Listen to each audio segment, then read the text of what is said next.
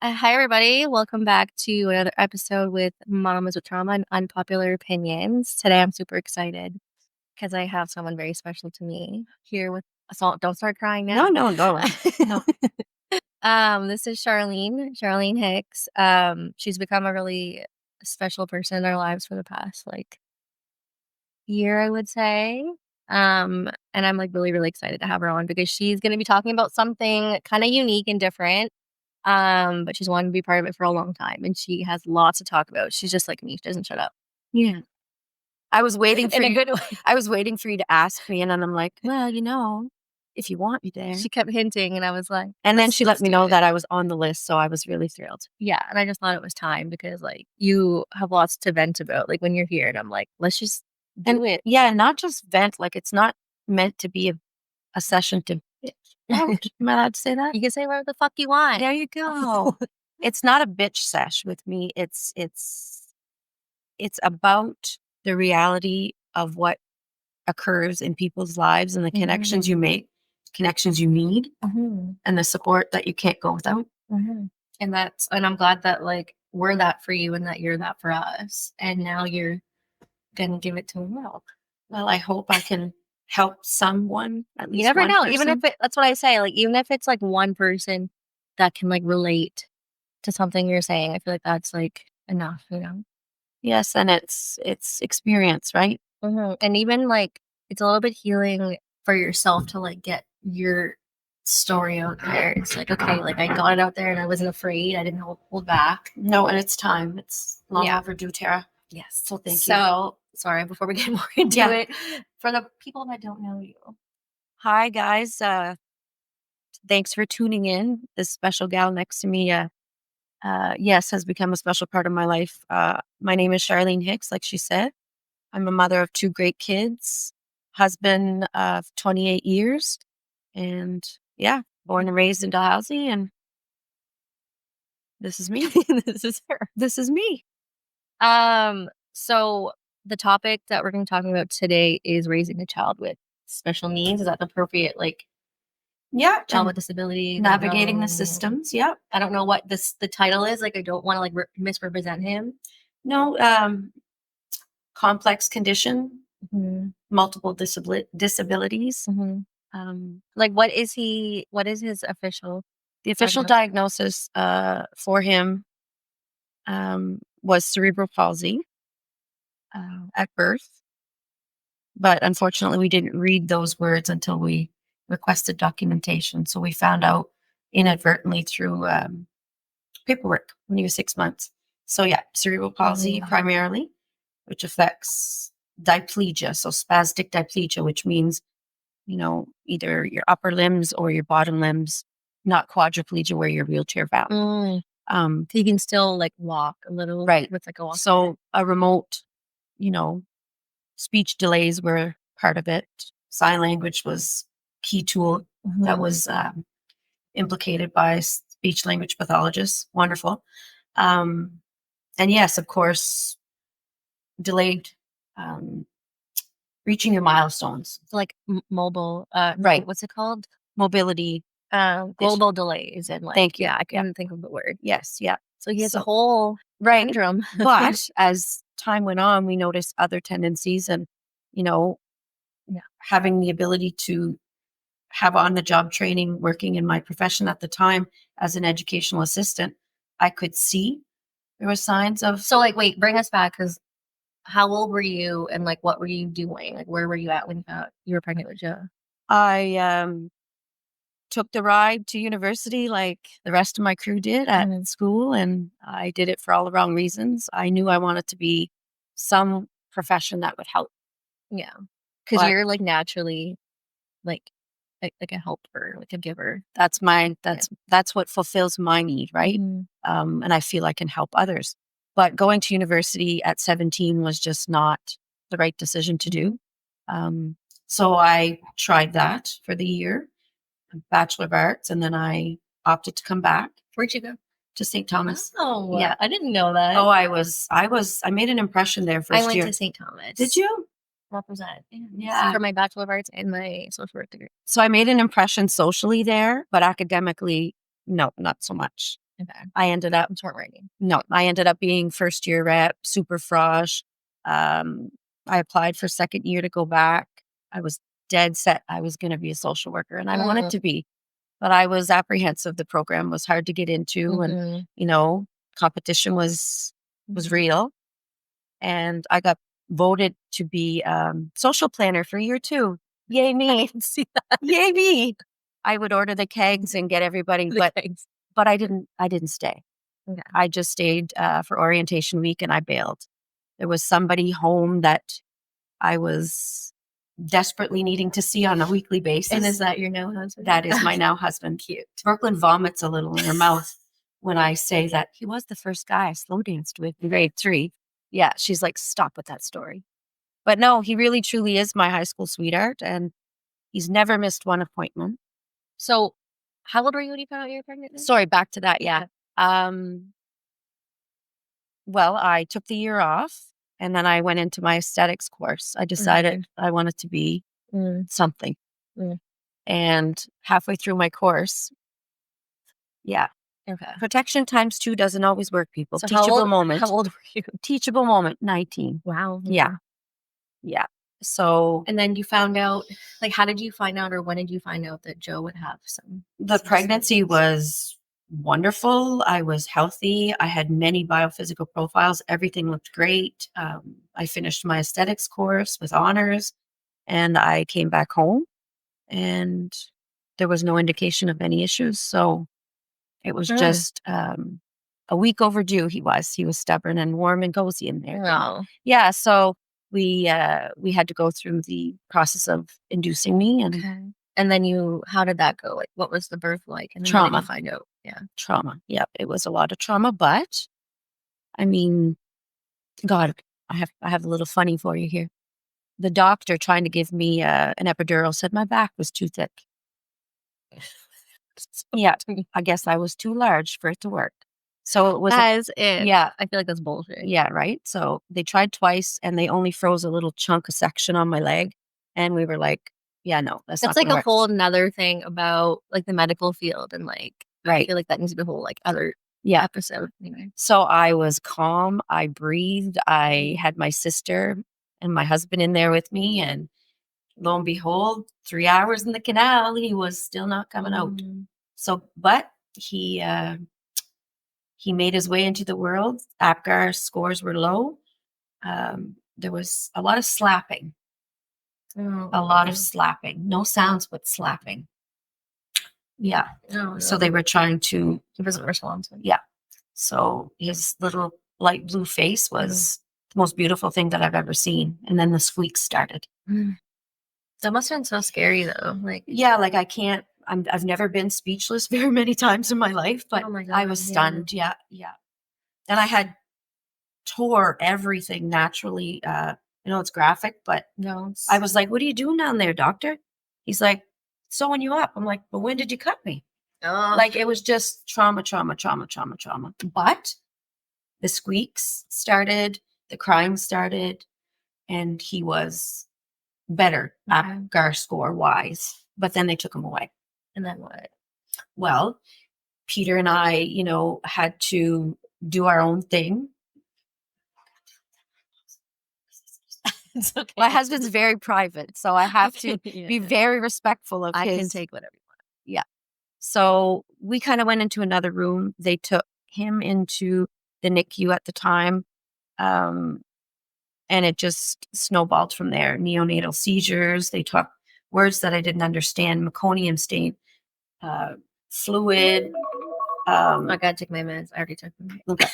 Just words that I wasn't understanding, and finally we were able to hold him, and the nurses were talking about breastfeeding, and you need to try right now, and he needs to latch on. That is like, I can't even imagine, because I've had a traumatic birth, but like all this information coming at you where your son like I was still stunned. Like I look back at pictures of me holding him, and just the surroundings and all the noise. I can't even visually, it was just horrific. But yet we had these little supports around us, right? That's good. And I thought I was coming home with a baby, but there was a note written on my door, no visitors. And that particular night, the doctor came to us and said, I've made a call to IWK, and I think that this is where your son needs to go. So whether or not I could walk or not, didn't matter. I was going. Wow. So I couldn't, unfortunately, get on the flight with him. It was the STAR team from IWK that came and got him. I think it was actually our paramedics that drove him to Bathurst, and then he was airlifted. To me, the plane landed on the regional. Like in my mind, he was airlifted, right? So like everything was just happening and like probably at a really fast pace, and we were just trying to like process it. But my milk came in. My milk came in. Oh my God. Yeah, I really No, did. but like the fact that you still tried to breastfeed and you were trying to do all the natural things that are expected of mothers when they have. No, like I picture us. I mean, I'm going ahead here, but we had an earth angel, a former nurse, a close family member, take charge. Okay. She, brought us home to pick up a few things before she took us to IWK. So I'm walking up the steps without my baby. I see the crib, I see everything, and I'm just still stunned, right? So I'm walking back to the car, and she's reassuring me, like, you're going to get out and walk so you don't blood clot. You're going to be okay. Call every gas station. You can talk right to the STAR team.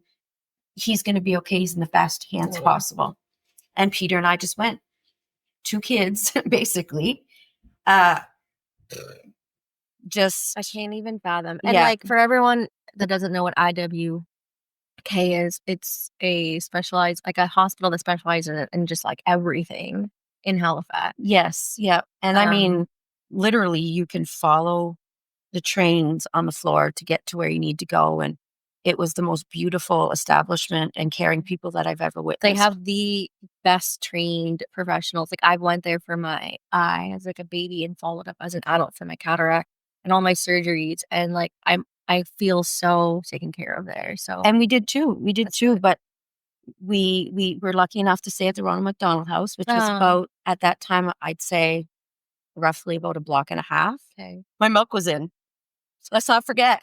So here I am. I feel like this is the one good thing Well, that was happening. That you're like, guys, my milk. Wait though. I had so much milk I could feed like a small village. In 15 minutes, I filled 3 bottles. That's crazy. No. My best friend, longtime friend, came and she actually was on one and Peter was on the other. It's terrible, I know. But I was terrible. I had no energy to do that. No. So of course, mentally, physically. I actually went to the IWK lactation consultant place in the hospital, and they seen one look at me, and you're supposed to pay for the rental of this machine. They gave it to me. Was it like take it. Was it the mechanical one? It sounded like milking a cow. Well, yeah, back then. I could do the noise, but I don't want to. No, I know what you mean. But this was probably the one highlight of right. So they told me you can freeze this. Yeah. I'm like, okay. So here I am, Ronald McDonald House, doing my thing. And, once you shower and it comes back in. And anyway, I think I accidentally squirted my husband across the room. Yeah, no, that was. I remember the first time that happened to me with Evie when it was just like shooting out. I was like, oh my. We had to hold on to the little funnies. Yeah. Oh, yeah. We had to. You have to. Like, what are you going to do to survive? Like, and the people that we met at the Ronald McDonald House and, the Stacys and the Rubies and the Grammys and Grampies and aunts and uncles and the people that called. Just to check in to see how your guys are doing too, right? That's important. Yes. So like, let's fast forward a bit. So you're at the IWK, and then like, how long was he there for? What's happening? It was a total of 13 days. And I mean, we had to totally, completely wash, gown up, and get in. And he had a little, plastic glass, whatever, bassinet with his name. And it said Jordan Charles Hicks and a little design on it. But he had these tubes and IVs right in his skull. So yeah, it was pretty, it was a lot to take in. That's traumatizing. 19 and 20. Yeah. My girls, like. Yeah. Yeah. But no, we felt reassured that he was well tended to. And the big thing was the seizures, right? They needed to see that he would be seizure free for 7 days, I think it was at the time. So no one told us much though. Okay. No. So you weren't being like informed much, or was it just kind of just because, we know now in hindsight that it was lack of oxygen. For 15 minutes, he hadn't breathed, right? Okay. Go back to the whole slapping and squeaking, Right. 15 minutes, right? Okay. So in hindsight, we know that that's now what we call cerebral palsy. But at the time, I think the doctors were concerned telling young parents a diagnosis, which is the total opposite of what it gives you more of like a validation or more of like a sense of like, okay, this is what it is. the titles and the diagnosis are what get you the support. That's a big message that I'd really like to get out there. You know that now. Right. So they didn't tell us. They just said, once he's seizure free, you can go sleep in a room with him here. And oh my, that night. Sleep. We didn't sleep. Can't imagine. No, we were watching his chest. Peter and I both. Again, sorry, the name likes to remain private. I love him, but we're so different. And that's where we balance each other out. He's my rock, But my hero. yeah, But yeah, bring us back to that. we were like, freaking out. What you're feeling of like, No, like bathing him the first time. you're probably afraid of everything. Well, Like, yeah, because I thought he everything. would break, literally. And I figured, one more seizure, we have to start all over again, 7 days. So the professionals, the specialists, the nurses, they were kind, but again, not much information because there wasn't Maybe much it was to just say. maybe it was Yeah. different back then. Now, like, things have changed. But day 13, you want to know how many bottles I had of milk? Back to that again. I had at least 3 flats of bottles, so I could fill a deep freeze. Look at you. Yeah, there's all that stuff. You should have. Just gonna say you should have kept going. There's all that stuff. No, So, how do you get released? And then, like, what happens when you get home? well, Grammy and Grampy came and picked us up. We were wonderfully, we were really glad that they came, they visited, and they brought us back. But yeah, we were freaking out. And before we actually left, the doctor said, there might be some remote mobility problem. He might be delayed with certain things in speech, but that was it. There was nothing else said to us. Like, did you have referrals for follow up? Did you have anything? What were you supposed to do next? I think at that time they did say we would refer you to, say, neuro in Bathurst. But other than that, they did recommend, I think, early intervention, which we snagged right away. But yeah, that's offered to a lot of moms. Like, they come in postpartum and do like a questionnaire and see if you're like eligible. Oh yeah, we took it all. 100% needed anything. We took it all. Yeah. OT, PT, adaptive, anything you were handed out, because it would only facilitate his life. Yeah, but you were so young. It's good that you knew that. And you know what? I look back and I think, actually, they gave me the name. I'm jumping ahead a little bit, but the preschool gave me the name The Pusher. And I've held true to that name. I would say advocate. Well, they called me the pusher behind my back, which was kind of funny. I love them though. They could say pusher, but I feel like advocate. I was a strong advocate and I still am. And the only thing is, him being, 25 now and wanting a place of his own with supports, he's his own self-advocate. So I'm his biggest cheerleader. Right? So, like, what were your feelings or thoughts, like, when you found out, like, that your child was now going to have, like, disabilities or challenges, like, navigating the world, like, early years, like, what? I wanted people to know.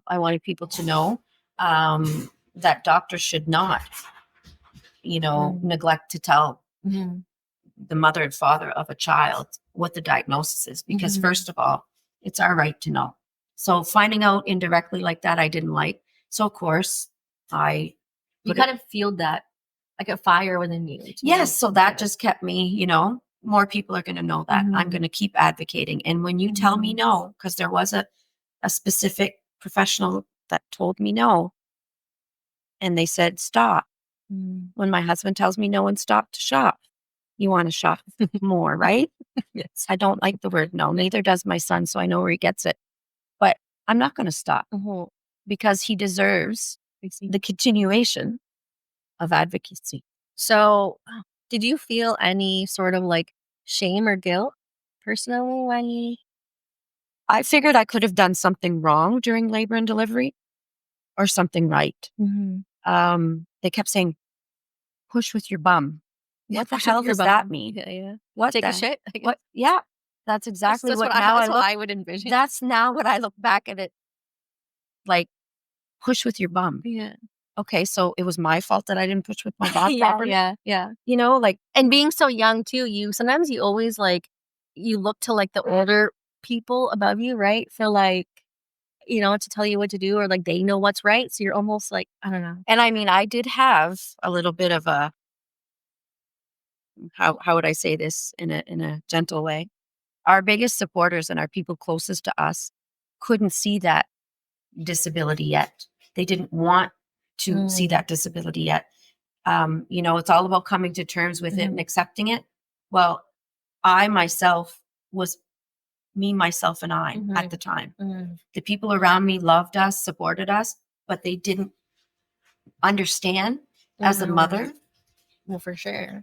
perspective and, to say, don't label disabled. Well, that's what gets you the support. And you have to, that's what it is. What are you Right, gonna do? right, And it maybe, like, to give them some grace is, like, it's hard to accept because they're right, afraid of, like, what's gonna happen in the public right, eye and what they're gonna, but it's also, like, accept him, right, and if you're gonna ignore it and, like, right. whatever, then what? Well, I'm Like, going to tell you, um, his Grammy Hicks has been the one constant in our lives since he's been born.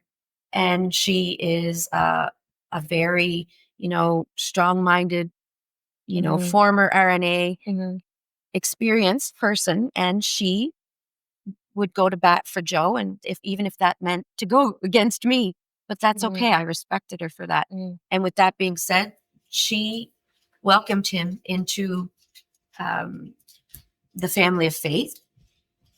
And the family of faith, by that I mean church family. mhm, mhm, So Jordan became an anchor mm. to the United Church in our community, and they became an anchor for him. But that's good, that was your support Right. system, and And it that's what still is helped you. to this day. And that's okay. She's saying Yes, that because she knows I'm not which religious. is fine.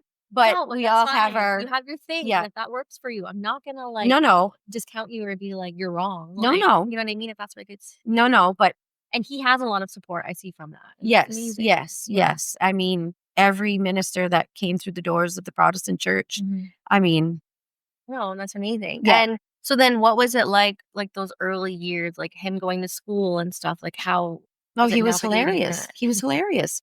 He walked with a K walker at, as soon as he could. And we lived on the highest street in Dalhousie, and he'd sit on the walker and go down full blast. He had his legs casted, braces, dowels between his legs to separate them, straps Mm, for this, and he loved it all because he met people and he got the support and the attention. and you had his We made it dad that fun. were making it. I can see that. I see that you as a person, you're probably making everything positive. We had every little appointment was a big trip. I remember one time going down to Miramichi to get casts to keep that, heel cord, you know, Mhm, to the biggest degree it could go. And it was 34 degrees that day. And we said, screw it. We're going to mhm.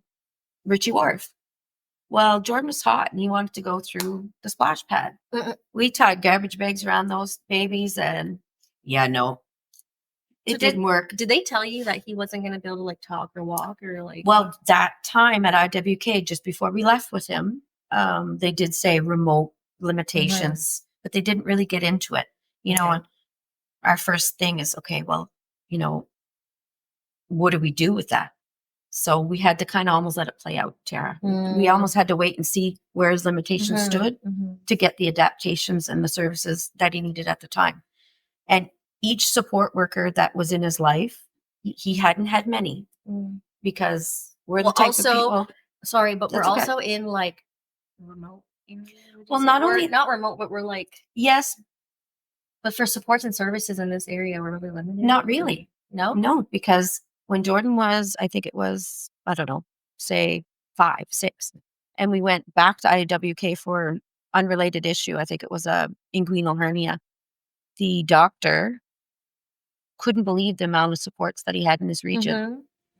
And I kind of was taken aback by it. I said, what do you mean? If we'd live here, we'd have more. He said, no, my dear. He said, you worked hard to get what he Okay. has, and he has more than I've ever seen. So, like, you were able to find those things. So it's maybe not that there's a lack of it. It's maybe, like, you have to go through so many Right, different places to find what works. And right. And I mean, and advocating. social development, has been a phenomenal supporter for us. And how long from has the social beginning, development been in your life? since day one. Yeah. Yeah. And it's funny because each, social worker you develop a rapport with, and no one was any better than the other, but they all knew our hearts and they all knew Joe, was an amazing individual, and he's my hero and my best friend. And what was I that was like a question that I was gonna ask, but like, did you have any like judgment or like backlash, scrutiny, anyone from like in the public Oh or my. in the services? Like, Well, let's just say working in the school system, I adored my job. I really enjoyed the children. But working in the same building that your son went to school in, yeah. that was tricky, I have to say. But he too found his people.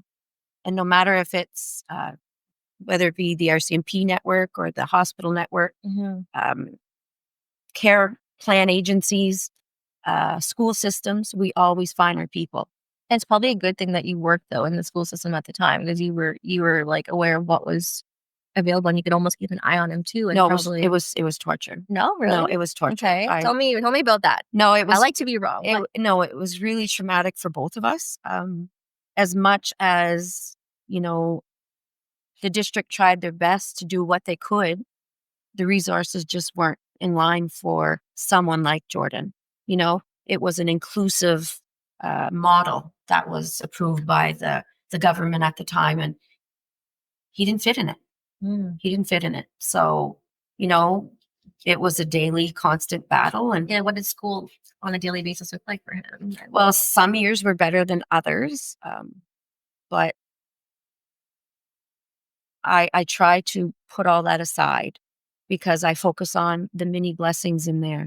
The Jessicas, the Carries, the Candices, the Debbies, she passed, God bless, but she those people were the people that got Jordan to the highest potential. The rest, I don't give a shit about. It's true. And like, I get the question too sometimes of like, how have you come so far with what you've been through? And it's like, there's those little people that make such an impact in my life that You I'm have to like, make those connections. you have to. If you don't, like, as humans, we need connections to live. My right? husband laughs at me because I make connections really quickly. I talk to strangers a lot, but I feel if you have that eye contact and you have that warmth about you, and I don't know, I've literally just met people and have became instant friends. I know people think I'm. Do you feel like a little this bit is like a wacky deep for that? This is a deep question, maybe. Do you feel like that part of you is because like you always want and you need someone to listen? Oh yeah. So you're like, because you maybe haven't been heard or in like your early stages of with Joe, you were like not being heard, not being included. Now you're just like reaching for all Right. this. And I need to take a step back and say something too regarding my upbringing. My mom was a single mom on social assistance who worked her ass off. She worked within the school system. Okay. And I was bullied a lot. I was bullied a lot. And she went to bat for me on the daily. Principal's office every day, but that doesn't really make you make friends. No, but it definitely says something to like. My mother fought for me, and she fought hard, and she gave me all the tools to show that I could rise above. Love that. Yeah. And talking about not making friends, I didn't make many friends when, going through the school system, we'll say. But I found the right ones. No, right but ones. that's what I mean. Like, not everyone's gonna like be your cup of tea or their whatever. But you know what Like, I've you find your realized? people. Right. And you know what I've realized after all of this and many more trauma that led down the line and the fighting that, intensified? None of it matters except my people, my immediate family and my people. And opinions, they're just like assholes. There's tons of them. And it is I what it guess is. there's always gonna be, right? Right. And everyone has a COVID story, everyone. But our COVID story was a chart topper. I had to try to explain to Jordan that people in life are still nice. There are good people, but people were not nice during COVID. Why? Well, we were one of the first kind of sections of people that had it, per se.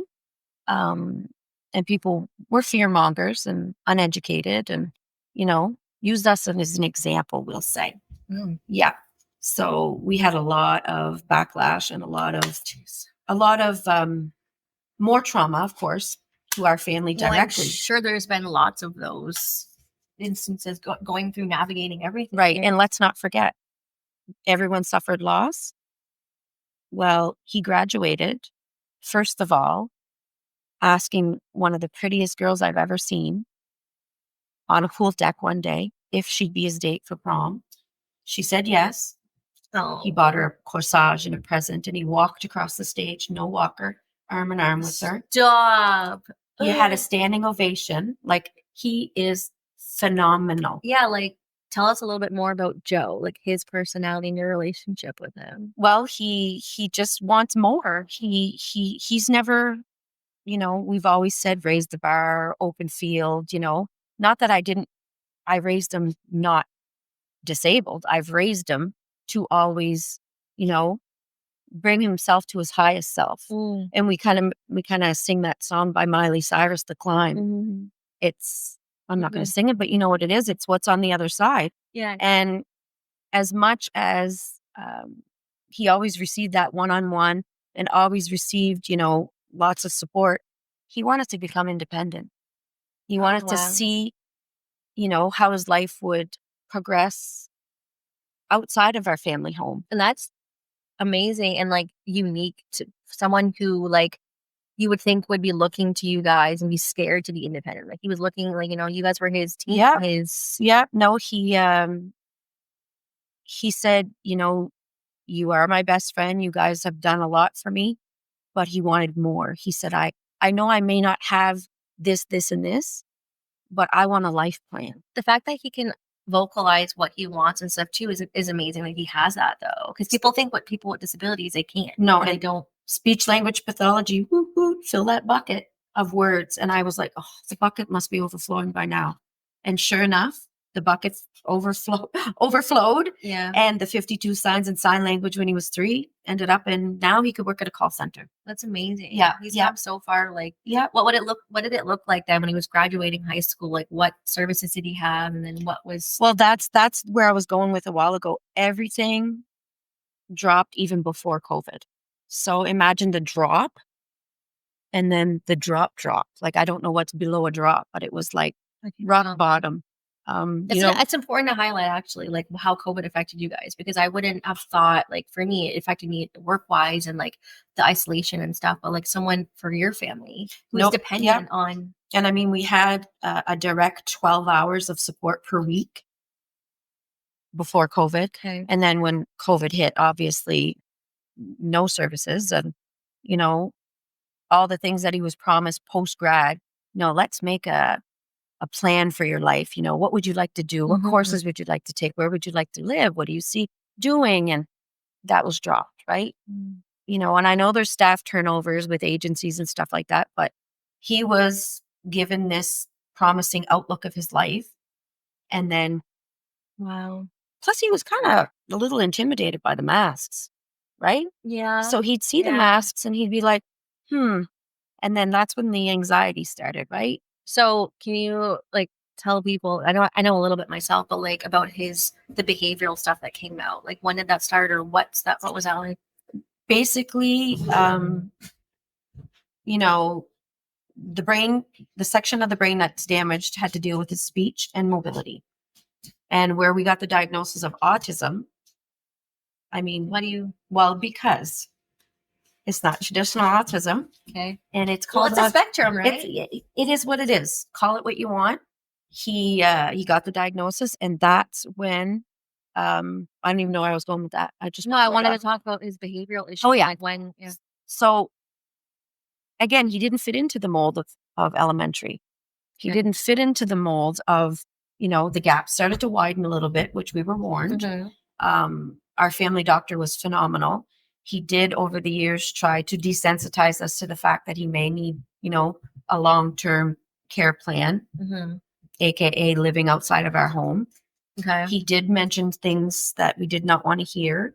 But I look back and I think, he set us up. He set us up to realize that he wouldn't remain with us forever. And that's not what Jordan wanted. Jordan wanted a plan of his own. But unfortunately,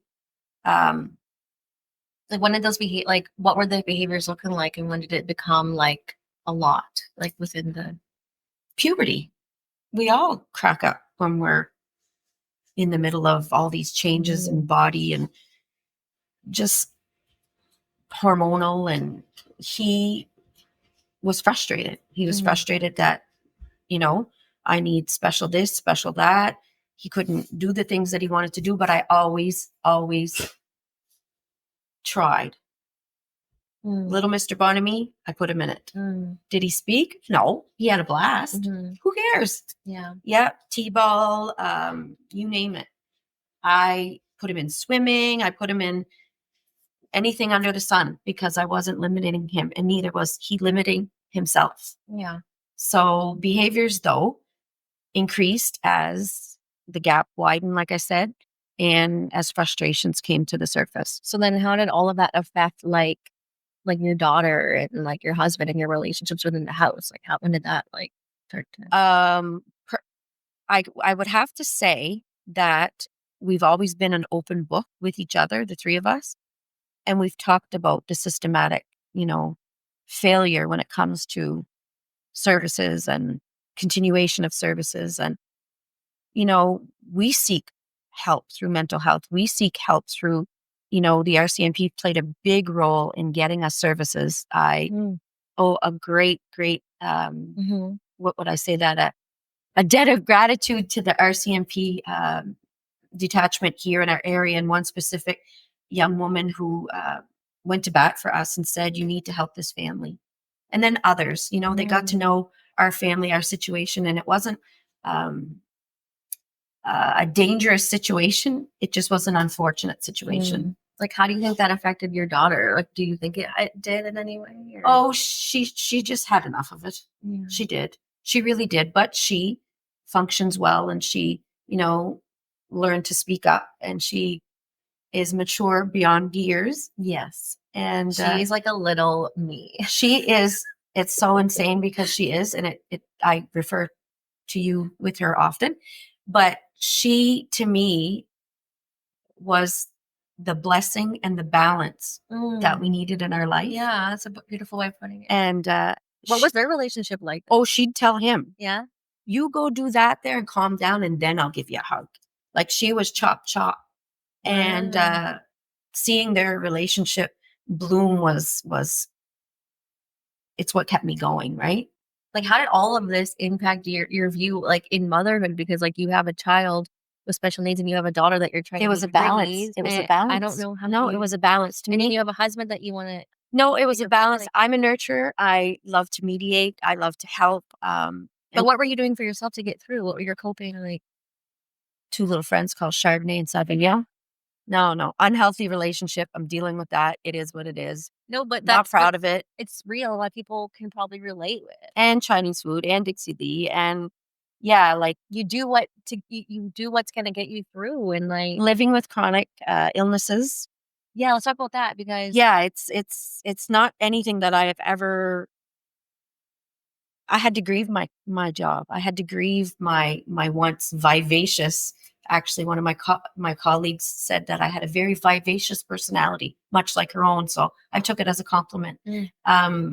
She was the principal at the time at the school that I worked, and I always loved what I did because I have energy and I was bubbly and I was the go-to girl, right? And they gave me hard cases because I had these transferable skills and patience and heart. But I had to grieve that. And I'm still grieving it today. Yeah. And it's been over 11 years, but it is what it is. There's a higher power plan. And I do believe that but dealing with chronic pain, grieving your job and like kind of putting your personal needs aside and having to put them into like your children, like how I can imagine how you my crew inspire me, Tara. I don't know what else to say. Like I truly believe that you don't meet people by chance. No, it's true. It's true. I said that about you. Like I was like you. Like I wish you came in my life sooner. You don't remember, eh? When I first met you, we were at the grocery store, and you probably thought again I was a crazy lady, but I remember Evie was Mhm. just smaller than Maya. Do you remember that day? Mhm. You do? Mhm. Mhm. I just 'Cause he ripped her wanted to right out of hold your her, and hands. I was like, "What the fuck is this I lady ripped her doing?" right out of your hands because I just, Yeah, but you knew my husband, like, you knew Brandon, but yeah, I know, but I could see your face. You were like, who the heck is she? Who does she think she is? But she came to me yeah. and she loved me. And I'm like, oh, And but then, no, like, like, months later, you're, like, in our lives all the time. yeah. And I mean, Yeah. like, anytime I need my little fix, I come here and just hang out with the kids for a bit. But no, like, That's a coping strategy. it is. Okay. So maybe not all Sauvignon Chardonnay, but I recently got my cards read, and she said, "Have a little bit more cheese and crackers than the wine." But anyway, Mhm. long story short, coping is friends. It's the Yeah. networking. It's finding your people. Mhm. I'm an empath, and if you don't get Mhm. me, then keep moving. I love that's, like, my Keep thing. moving. If you're not my person, keep No, and I moving. can ask. I don't really think I can work with you. So Next. can I have someone else? So, let's, like, go Yeah, back to, like, okay, Joe is, like, ready to live out on his own. he is, and he has been for, So, yeah, a long time. because I know there's been a lot since then to now. Like, Yeah. I know a little bit about the story, so tell people about that, what it's been like since he Well, SD let us know that, you know, there's only 4 enhanced units within the province, and he was on a list for a couple, and, he did get to go to one. They weren't prepared for him per se at the time. So after a week, we picked him up. He didn't stay home too long because at home was kind of like not a trigger, but when you're ready to move out of your family's house when you're 18, 19. Well, and he's then for 25. someone like him, it's gonna be exacerbated, right? Right. Like So, we ended up getting the legal power of attorney, making, crossing the T's and dotting the I's. And yeah. he went back there on a different unit, and it just didn't meet his needs, we'll say. Mm, No matter how much training and organization and support and, you know, trips we made there, we tried everything. We would rent a cottage 15 minutes away. We'd rent a hotel, we'd book a hotel, and we did Easter in that cottage. Like, we did everything we possibly could to work with this system, but it failed them. It failed them. So more trauma pursued. aw. It is what it is. You know what? He's really resilient, and he ended up being followed by Horizon Network down there for a little bit, Okay. and they too really went to bat for him and his Mm. needs. There's a specific lady down there. I mean, the amount of gifts she bought him when we picked him up, it was Oh, insane. yeah. And I mean, she wrote a 4-page letter, and it got him Oh. 2-on-1 support. See, people like that, it's like it's rare, Right. but You got to find them. They're your people. yeah. So, we went and got him, to try to spend the holidays with us, but it still wasn't the right atmosphere. So right now he's chilling and he's patient. And again, I tell him he's But my do you wanna hero. talk about what recently like, where he was and what led to him coming back this way? Like, do you wanna talk about that? It's a legal matter now, Okay. so I can't get into any specifics, but Didn't go well.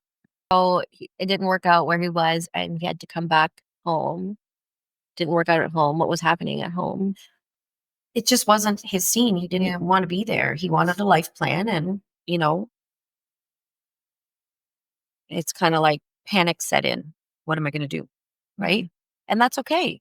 So in the meantime, he was hanging out and waiting patiently, had his 3 workers, a wonderful, wonderful care team relocated here from St. John. We love them.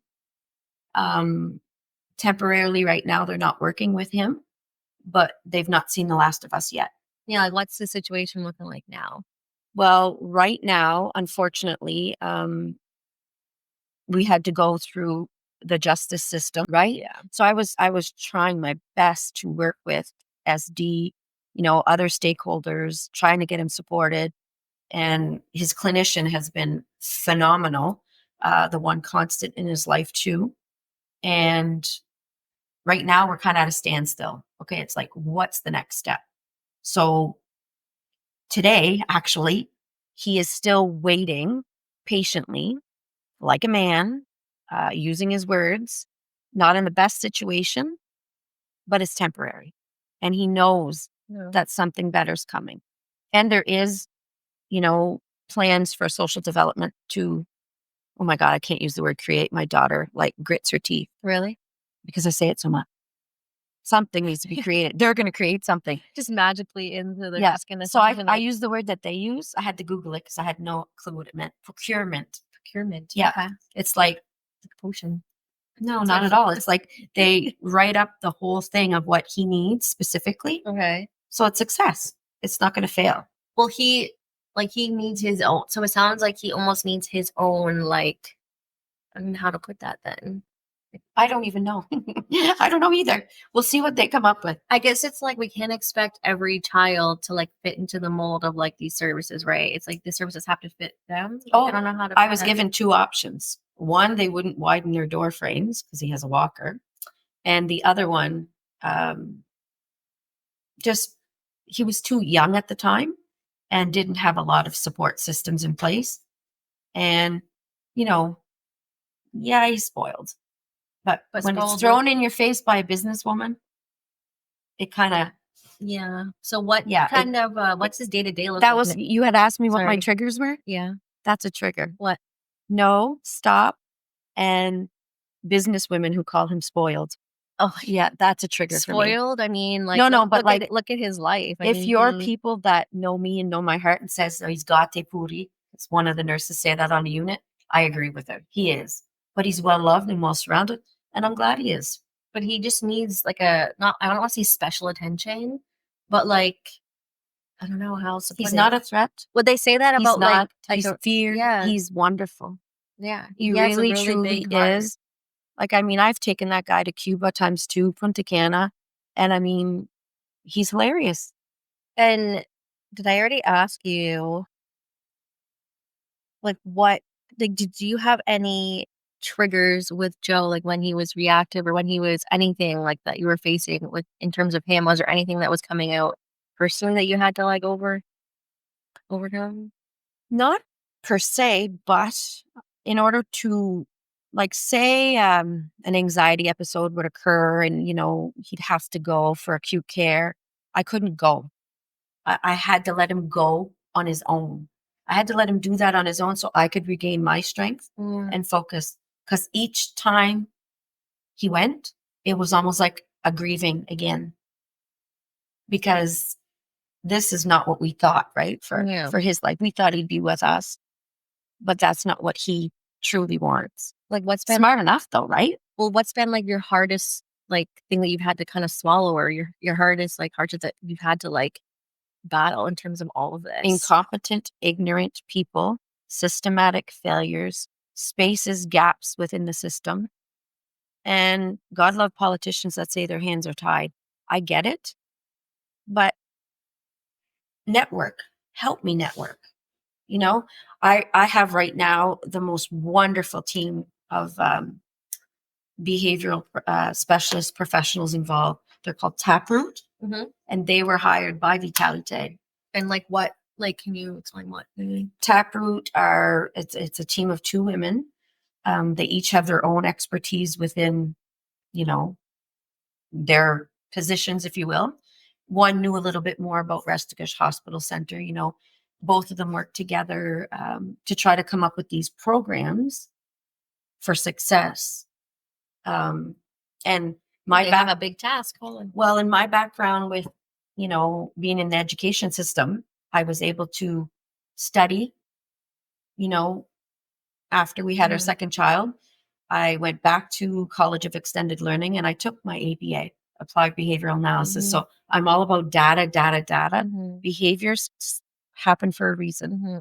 So is it sensory, escape, attention, tangible? Find the reason. If you can find the reason, then you can target that behavior so it doesn't turn into learned behaviors, if you know what I mean? Yeah.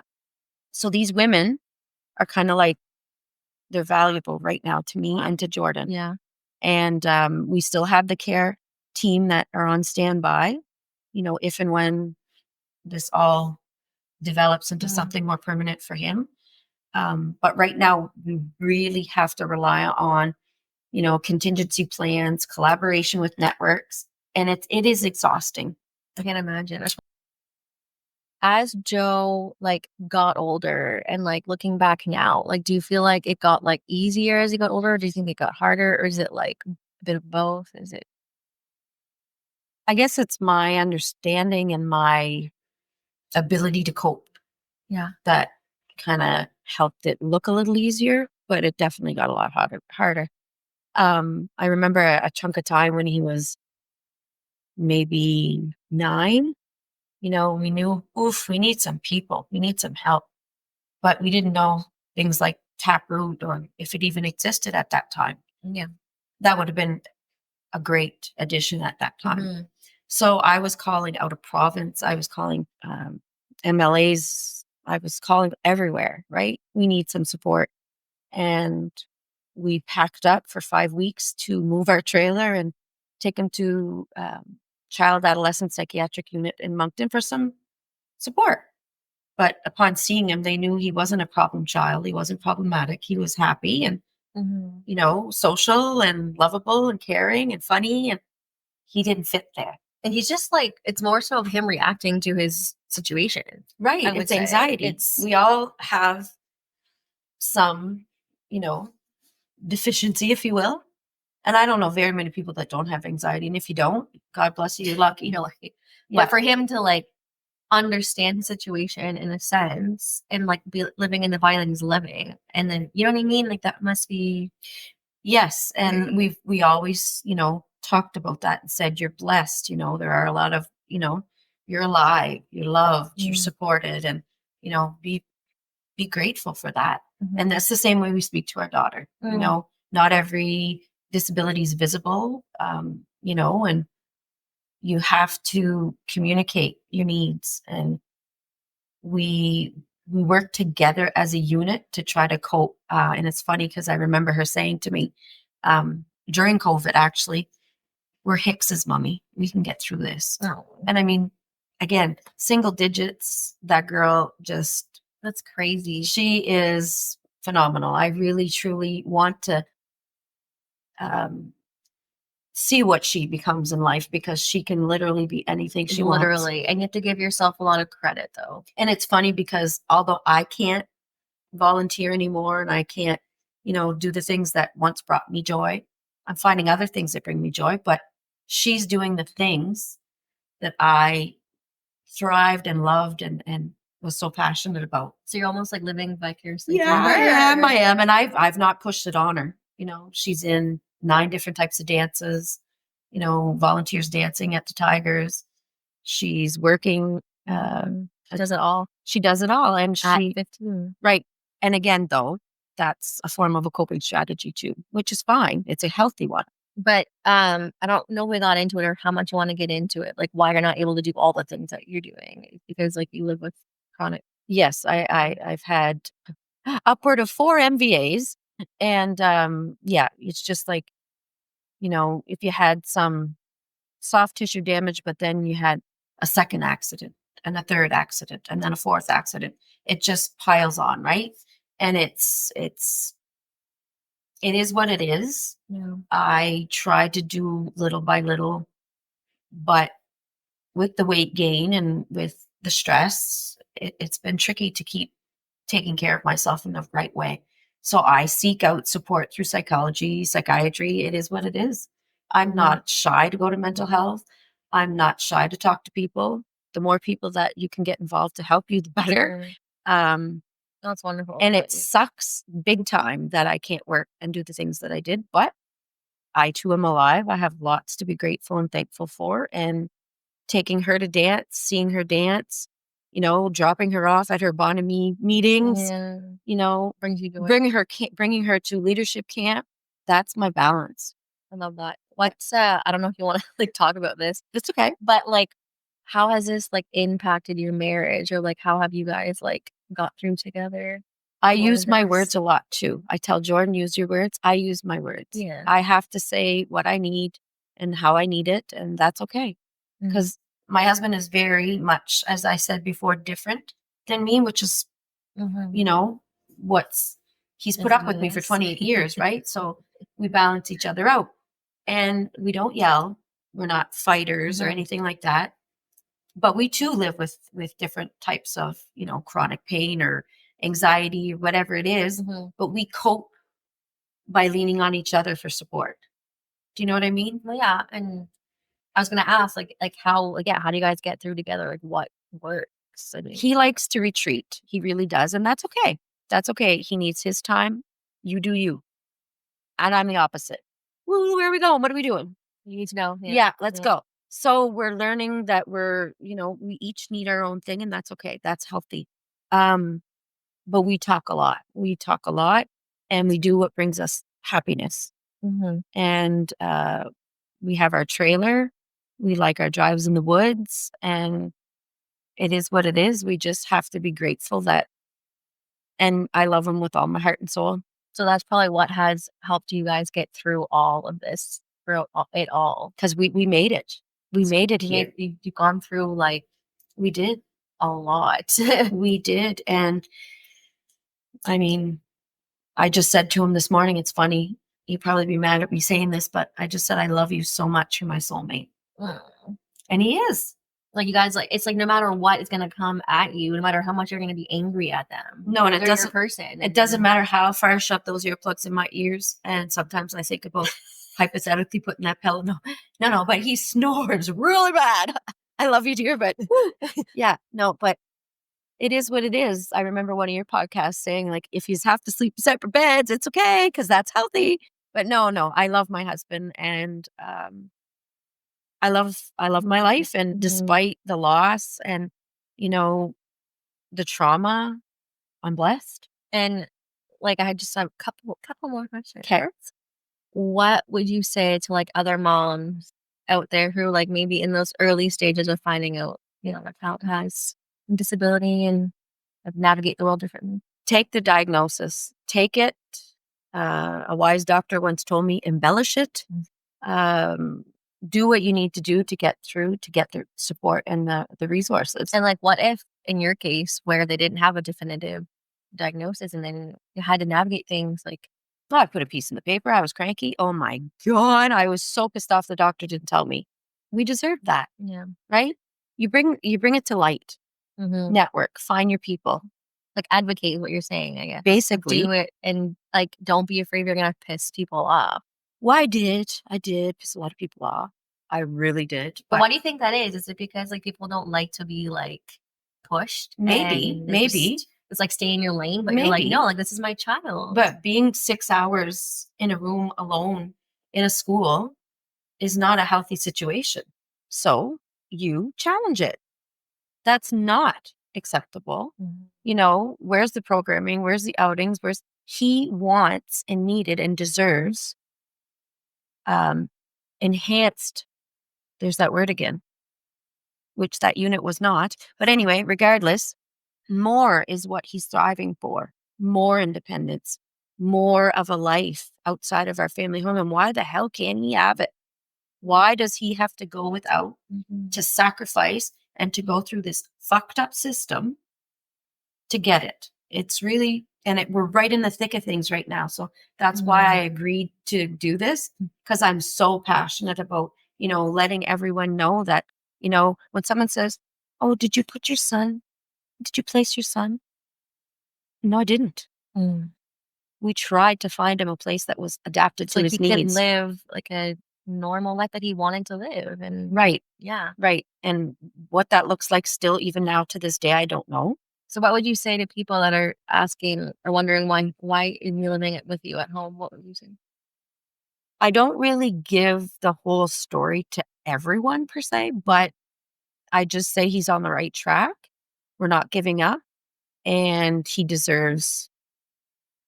And it's what he wants. Like, he also wants to, like, when he does come home, you can tell that it's not right for him. No. He needs to be out where the people can meet his needs. And he will have a combination of both, a life outside of our home, and he'll be able to incorporate the life that he maybe won't look exactly the same, but he'll be able to enjoy the things that once brought him happiness once we get to a stable and established setup, right? But, like, you're not settling too, because if he was just to come back home and, like, then what? No, right? No. And it's not healthy for any of us, right?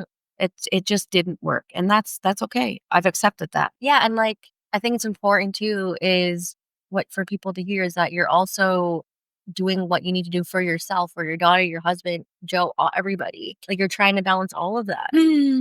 Yeah. Like, you're also putting your mental health, your daughters, and you doing all of it, and you're saying, "I'm not gonna take no for an answer. I'm gonna push and push the system until I get what my son deserves," and Yeah. it's a lot to carry, but Well, you know what? It's funny because when you asked me if I she did not ask me to write anything down, but within 30 minutes, I had 15 pages of stuff. So obviously, I think it's time that I try to write. trying to write a book or something? I Or think what? I think it would be a very useful tool, even if I don't publish it, just Just to something write. that I could say like, "OMG, I got this shit out." Well, do you journal? I don't, but I should. And I maybe if I could voice journal, if that's an option. Well, like, I know on my phone, there's, like, the notes section. I just sometimes I do voice to text. Yeah, Just get it out. And I this is like a this. Yeah, journal. This is I hope I can invite back. I have more to no, say. I'm Yeah. sure, like, and I can, I'm sure there's, like, people that are gonna be out there that will resonate with whatever it is. If their child has a form of autism, some kind of physical disability, you say like a invisible disability, Yeah. maybe, or It's what? just it's the life that we've been chosen to live, and there is the plan, and we're on it. It's a trip, and Yeah. like I said, I have the best partner by my side. I have a wonderful daughter and a son who amazes me every day, and he's actually conning the nurses to bring him McDonald's potentially and or Dixie Lee.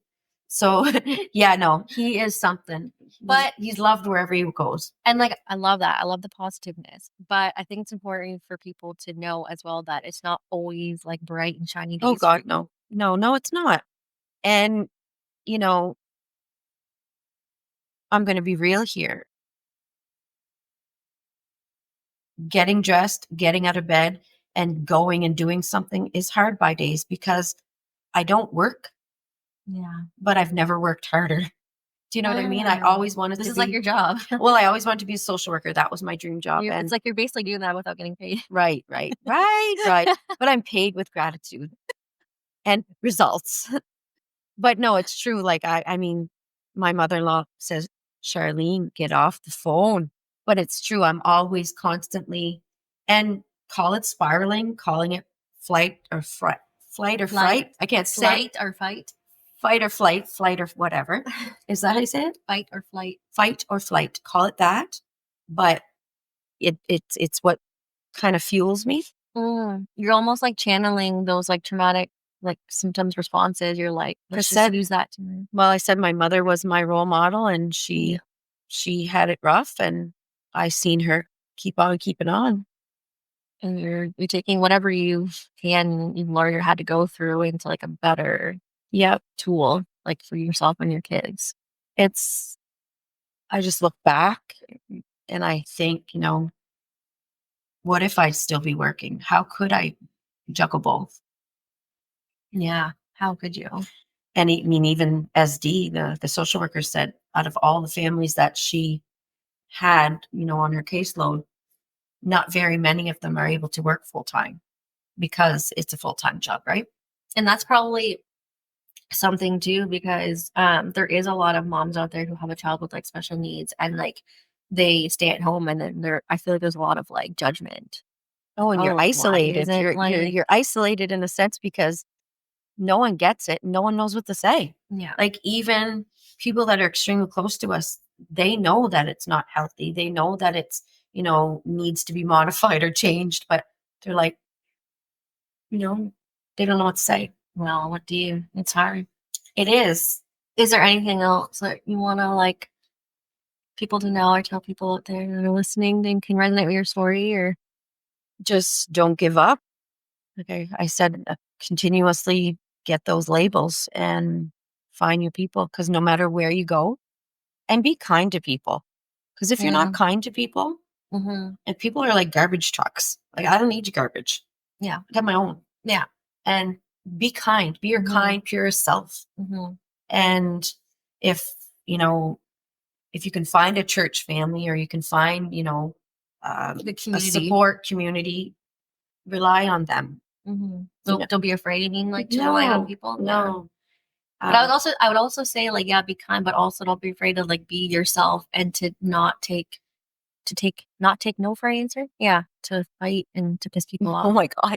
You say that. Oh my God. I What? could give you the list of people that I pissed off. But with that being said, like when he had to go to that child adolescent psychiatric unit, they wouldn't accept him.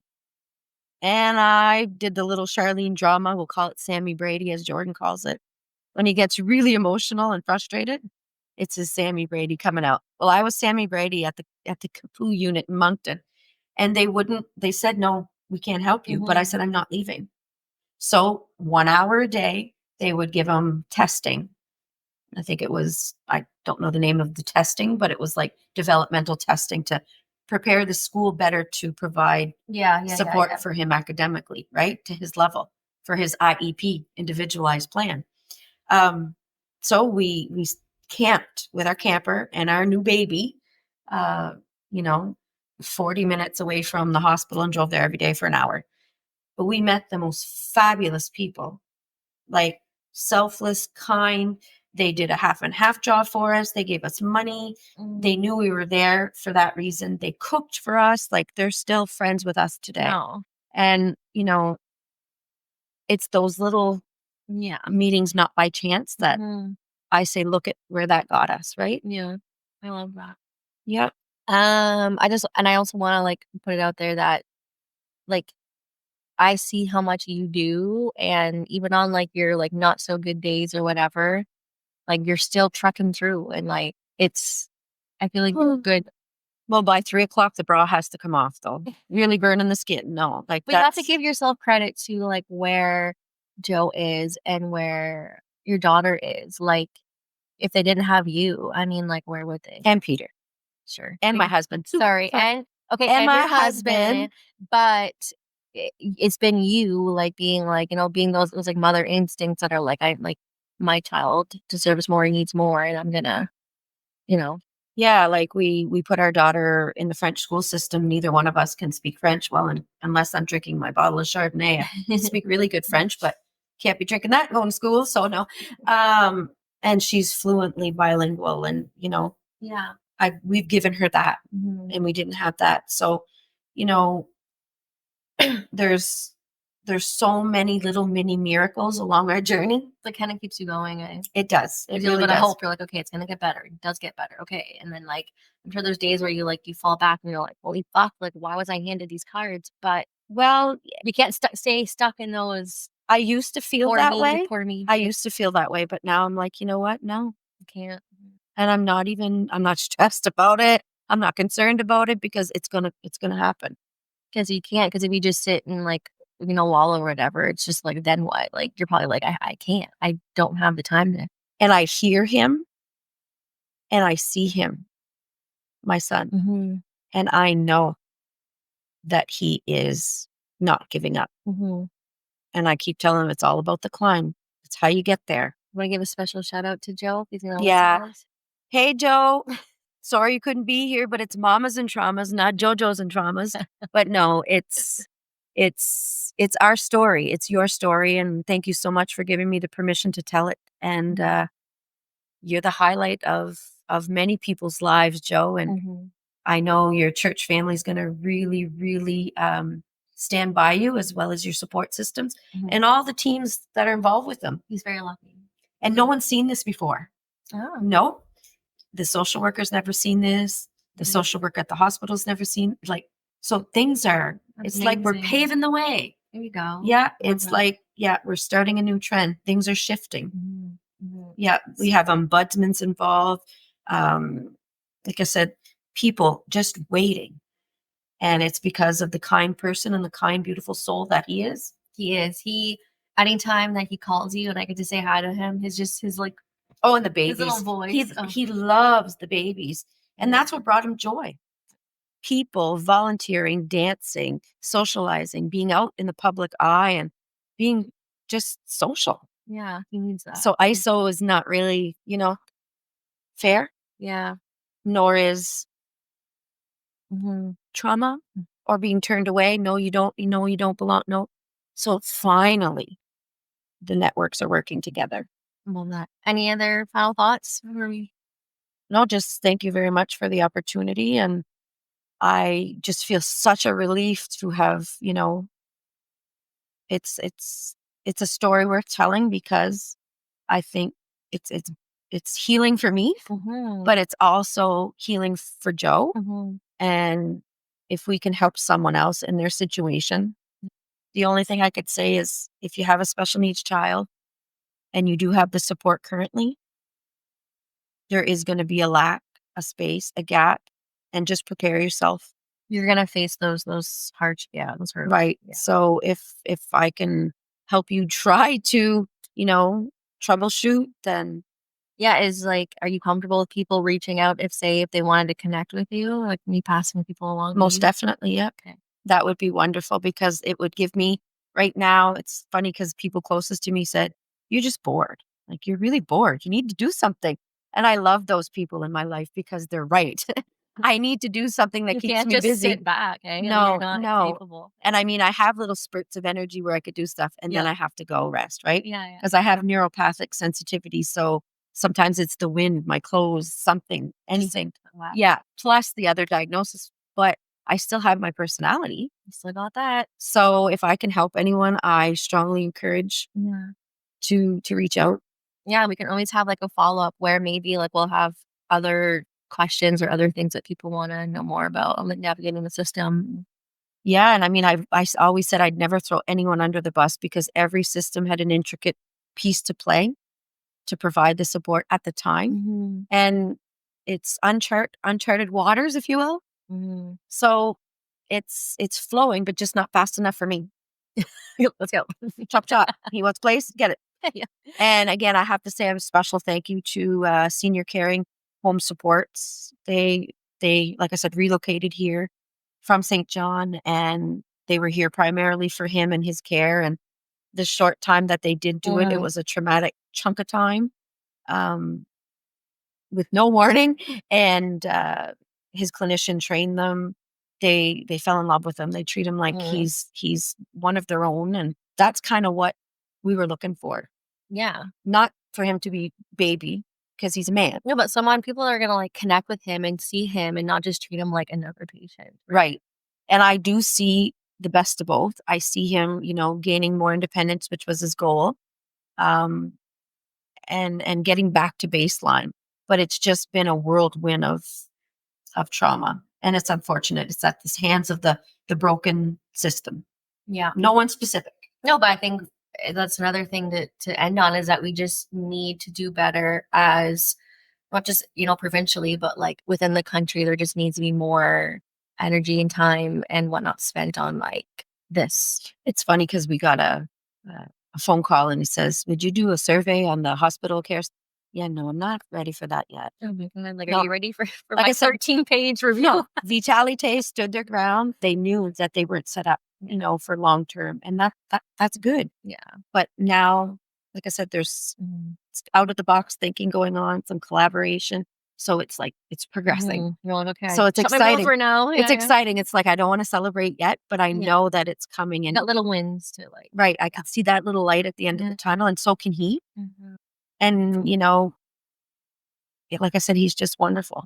So stay tuned for Joe's next Yeah, he chapter. actually would like to be on here. Maybe we can dress him up and pretend he's a mama with trauma. Stop. No, no, no. He's like, oh my god, I want to go on, and Love he can Joe. speak freely. Like Yeah. he really wants to talk about. It'd be important for him to Yeah. share his story and to speak to, for himself. And like, yes, you're his voice in some capacity, but for him to hear him. Well, it's kind of ironic because he communicates with his minister almost on a regular basis, and the minister wrote a nice piece and read it to the congregation, and it talks about how he is like a minister, Mm, and because he provides such, you know, support yeah, and enlightenment to people's to people's lives. lives, Yeah. and he is a prime example of you just can't give Just up. not giving up. And End it on that. yeah, Don't give up. Don't take no for an answer. no, The and rest, you won't make friends along the way, but you find the right you'll ones. find your people. And she's my people. I love The you. baby's up, so it's time to end this. The baby's up. She's like, I want to go see her. I love you. I love you too. All right. Thank you for joining me. Bye, everybody. Toodles.